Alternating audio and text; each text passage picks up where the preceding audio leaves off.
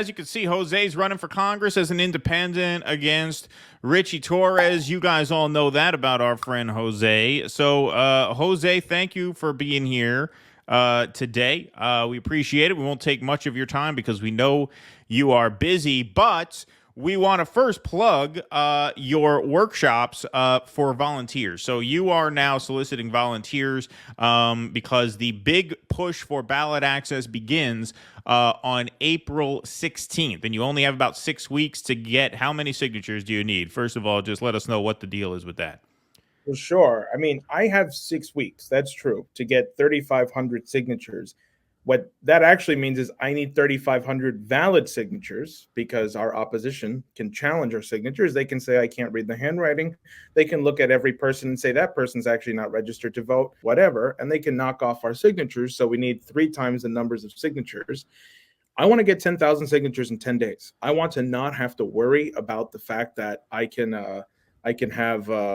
be on the ballot after 10 days. So I want to be done by April 26th. Why? Because if we prolong it any longer, they're going to sabotage us. They're going to do things to us. They're going to do whatever they can. We need to be quicker than they can be quicker. Okay. We need to just sucker punch them. That's the way to do it. We need to organize quicker than they can organize.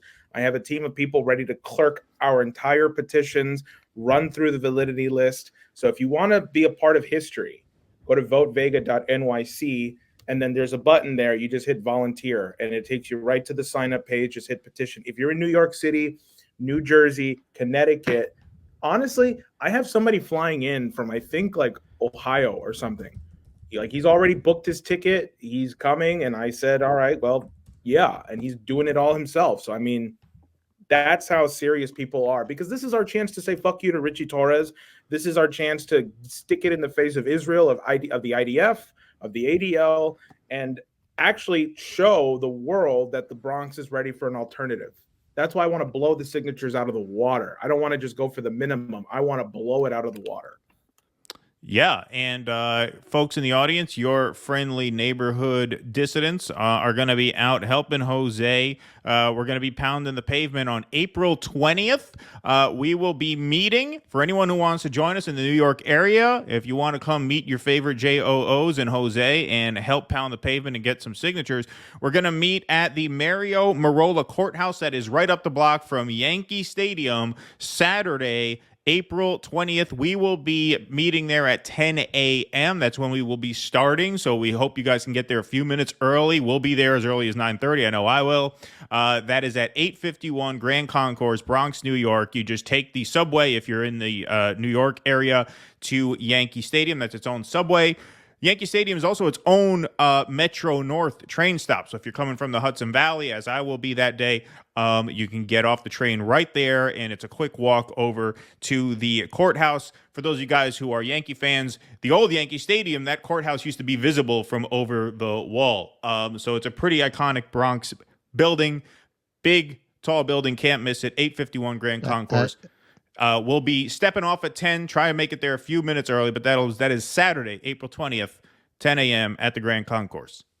We are promising the funnest, wildest campaign since Hunter Thompson ran for sheriff of Woody Creek on the Freak Power ticket. And you will also be there. If you come there that day, you will be there to witness only the 4th time me and Keaton have met in person. That's right. And only the 3rd time that we actually spent time together. That's right. The 2nd time he just came, dropped something off, and left. Right. I dropped off a microphone and a curtain that he just used handed once me something. or twice. He said, all right, very good then. All right, and very good. I'm double parked. I got to go. Yeah, that was it. But I want to flesh out 30 seconds. I want to flesh out what you're saying, Jose, about the challenges to ballot access for third parties. So this story was in the New York Times from March 20th. Democrats prepare aggressive counter to third-party threats. An army of lawyers aims to challenge the steadily advancing ballot access efforts of independent candidates who Democrats fear could peel votes away in swing states. So this article focused mostly on the presidential candidates, but of course, the same hurdles apply to third-party down-ballot candidates as well. So here's a taste of what Jose is up against. The Democratic Party, increasingly alarmed by the potential for third-party candidates to swing the election to former President Donald J. Trump, has put together a new team of lawyers aimed at tracking the threat especially in key battleground states. The effort comes as challengers, including the independent candidates RFK Jr. and Cornel West, plus groups like No Labels as well as the Green Party, have ramped up their push to qualify for states' ballots ahead of critical deadlines in the spring and summer. Note, since the publication of this article, No Labels has withdrawn from the 2024 race. They will not be running anybody. Okay, that was not true at the time this was printed, but it's true now. The legal offensive, led by Dana Remus, who until 2022 served as President Biden's White House counsel, and Robert Lenhard, an outside lawyer for the party, will be aided by a communications team dedicated to countering candidates who Democrats fear could play spoiler to Mr. Biden. It amounts to a kind of legal whack-a-mole, a state-by-state counterinsurgency plan ahead of an election that could hinge on just a few thousand votes in swing states. The aim is to ensure all the candidates are playing by the rules and to seek to hold them accountable when they are not, Mr. Leonard said. Third-party candidates have haunted Democrats in recent presidential elections. Ralph Nader is widely faulted for costing Al Gore the White House in 2000, and some in the party have argued that Jill Stein, the Green Party candidate, drew votes from Hillary Clinton in 2016. In swing states, she narrowly lost to Mr. Trump. There was little third-party activity in 2020, and it's unclear what effect the possible presence of such candidates on the ballot this year would have. But fears among Democrats are particularly acute this year, with polls suggesting that Mr. Trump's base of support is much more fixed than Mr. Biden's, meaning it's possible that some of the president's voters could be open to an alternative. Gaining access to the presidential ballot is a complicated and expensive process for candidates, particularly for those not affiliated with a party, even a minor one. Laws vary from state to state, with some requiring merely a fee or a few thousand signatures, and others requiring tens of thousands of signatures gathered under tight deadline pressure, along with other administrative hurdles. State rules limiting ballot access ensure that the people who are on the ballot have legitimate bases of support, and it's not simply a vanity project, Mr. Leonard said. Independent candidates and third-party leadership see restrictive ballot laws and efforts to monitor and enforce them as anti-democratic, exemplifying the kind of two-party political machinations they say they are trying to combat. What are ballot access barriers? They are barriers against free speech, said Mr. Nader, who has made 4 third-party runs for president. He describes state ballot laws in the U.S. as the worst in the Western world by orders of magnitude. Gauging the popularity of third-party and independent candidates is a challenge for pollsters. If they aren't listed in a poll, their support, of course, goes uncounted. But when a poll does include them, the results tend to drastically overestimate their support, data shows.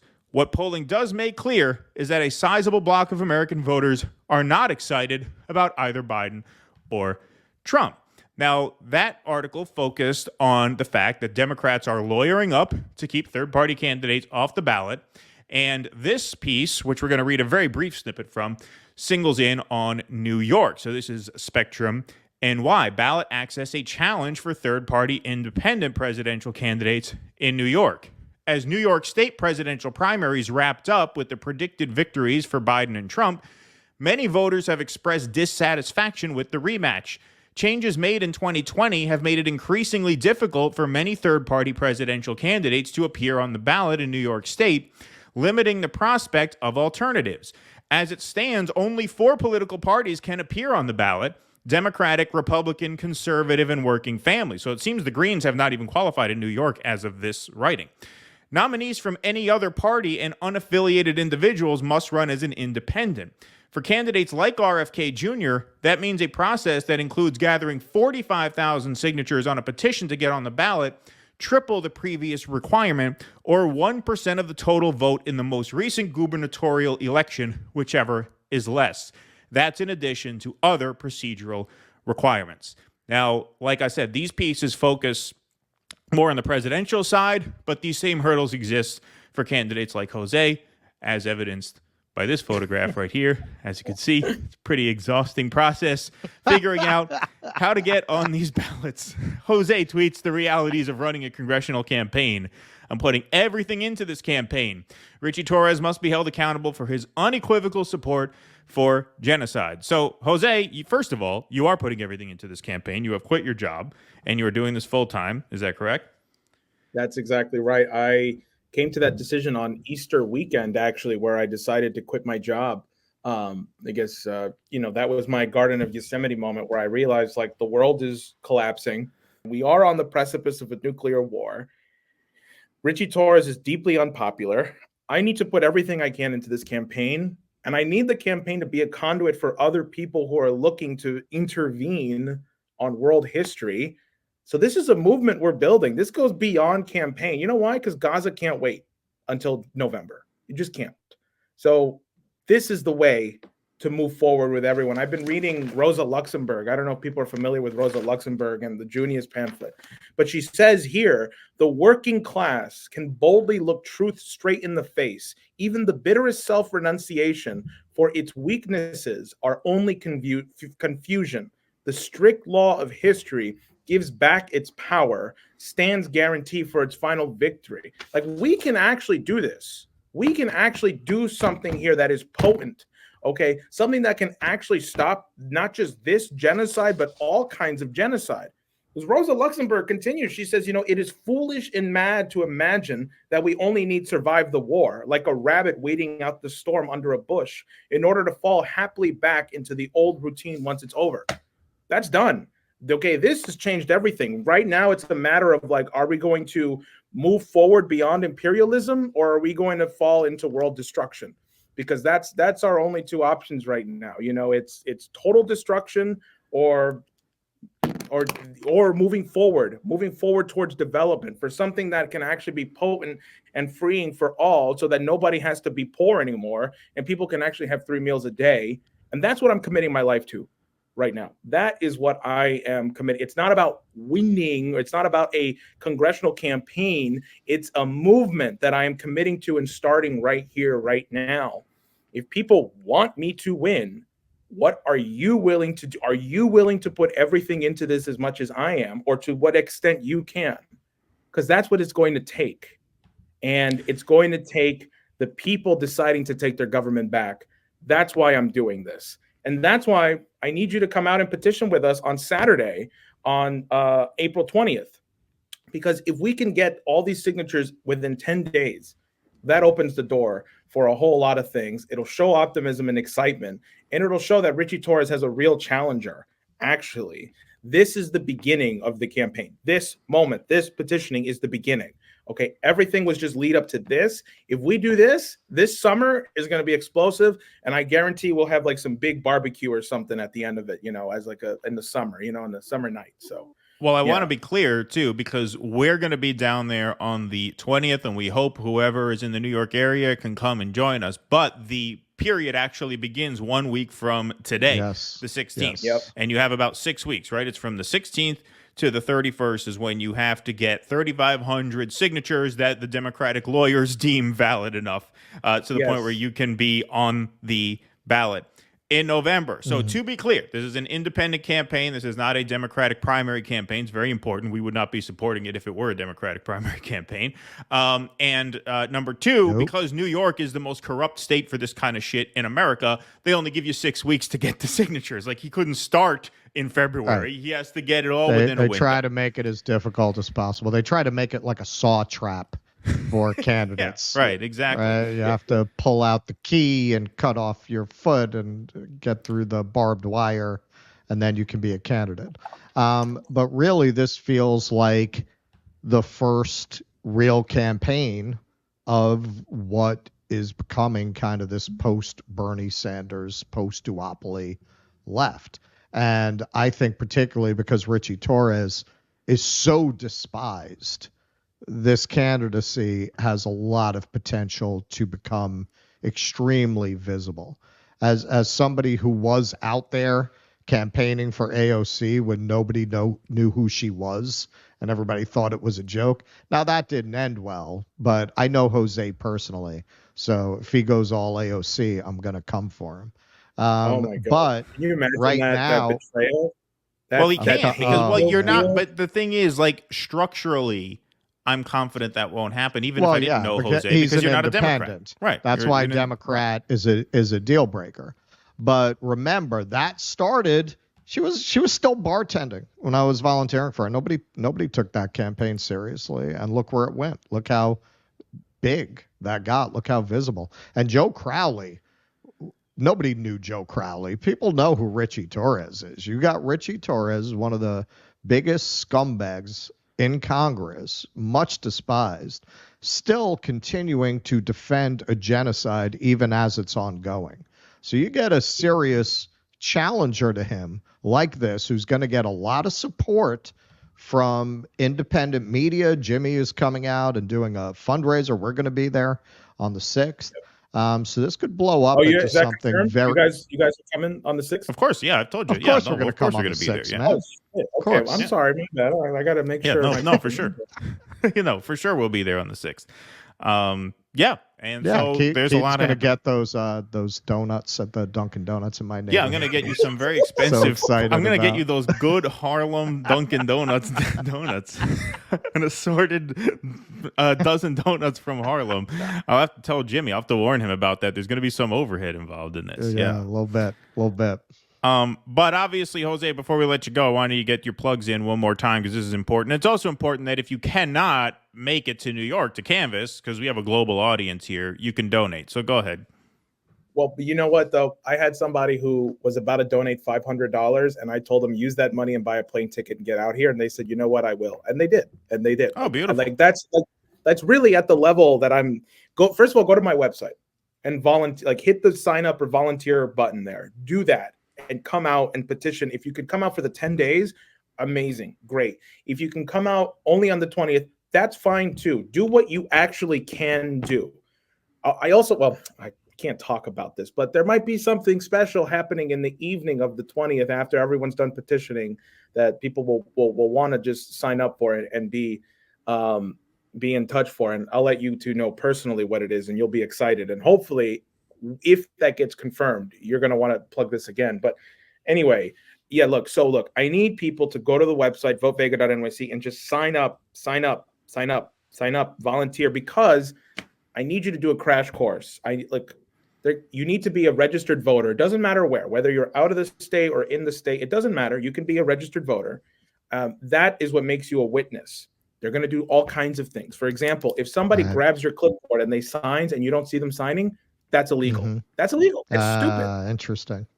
So I gotta orient you. I have to train you on a Zoom call first, and then we'll do something light on the day of also. But I need you to be ready to know all the tricks, so that when they come for you, you can be like, "Hey, fuck off, Fed," So, right. You know what I'm saying? So that's, you have to dot all your I's and cross all your T's, and that saves a ton of resources in both the short term and the long term, because every mistake you make takes time and money by extension to fix. And so if you learn in advance, if you go to votevega.nyc, you click the volunteer tab, you get an invite to a Zoom training session. I will take that Zoom training session before I show up on the 20th. We'll have one of us, either Russell, myself, or maybe Jose, will work this out. One of us will be there to give a sort of condensed version of that crash course the day of, so that in case anybody can't do it, we will make sure that we have all of our, like I said, I's dotted and T's crossed. But that's going to take time. So really, if you can, go and sign up and learn that in advance. This way, when you get there on April 20th or before, if you can make it on the 16th, do that too. Whenever you show up, this way we know that you're good to go. Just a couple more things. Like, if you really can't come out, and if you can't fly out, then you're allowed to donate. Then you're allowed to give me the funds to make this possible. I mean it. Look, the money is good. Believe me. If you can fly out and donate, even better. But there you go. I wouldn't go one or the other on that, Jose. Yeah, if you could do both, you should do both. Yeah. And the max people can contribute per election cycle is $3,300. I mean, if you got a spare $3,000 lying around, I'd be happy. I will. Well, that's the other thing. After the Jimmy Dore segment, we had about 140 new donors, and they're still rolling in. Segment. Wow. Yeah. Wow. Wow, that's great. I have to apologize, because there's probably some people here who've donated who I still haven't called back, and I'm sorry. I'm still getting donations a lot of phone calls. Yeah, that's a lot of calls. I'm still getting donations from that segment. It's been shared. That's why it's easier to go to Exxon and Shell. Just a couple of calls. Right. You go to the people. It's a lot of phone calls. Yes, exactly. So anyway, look, that's that's all I got to say here. Somebody here is asking. Oh, never mind. It was for Russ. They were asking if Russ was single. I thought someone was asking if I was single. I was like, yes, please. Come and infiltrate my life. That's a fed. That's a fed. Whoever asks if you're single at a YouTube chat, yeah. Indeed. They're trying to set me up for a honeypot. Yeah, exactly. Well, Jose, I'm gonna wake up next to a dead hooker. Always a pleasure, my friend. We will see you on the 20th. We will be in touch between now and then. Once again, folks, the website votevega.nyc. Donate and volunteer, and we will see you in the Boogie Down Bronx on the 20th, as well as whoever can make it there. Thank you, sir. Always a pleasure to see you. Best of luck as always. Take care. Thank you, Jose. Thank you, sir. Please clap.